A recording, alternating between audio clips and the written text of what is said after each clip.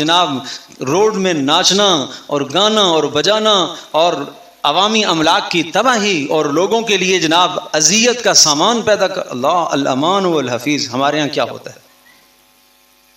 کیا ہوتا ہے یہ موسیقی جو گانے اس وقت پر بج رہے ہوتے ہیں، کیا یہ جائز ہے؟ کیا رسول اللہ صلی اللہ تعالی علیہ وسلم نے یہ بتایا ہے؟ کیا پیارے نبی صلی اللہ علیہ وسلم نے یہ نہیں فرمایا کہ میں تو اللہ کا نبی بنا کر بھیجا گیا ہوں؟ کس مقصد کے لیے؟ کہ موسیقی کے آلات کو میں ختم کروں. تو ہم کیا رسول اللہ صلی اللہ تعالی وسلم کو اذیت نہیں دے رہے؟ مجھے کافر سے گلہ نہیں ہے کہ وہ رسول اللہ صلی اللہ علیہ وسلم کو اذیت دے رہا ہے، مجھے اپنے مسلمان بھائی سے گلہ ہے، وہ اپنے نبی صلی اللہ علیہ وسلم کو اذیت دے رہا ہے. یہ رسول اللہ صلی اللہ علیہ وسلم کو تکلیف نہیں ہے. اس لیے اعتدال میں آنا چاہیے. اعدلوا هو اقرب للتقوى.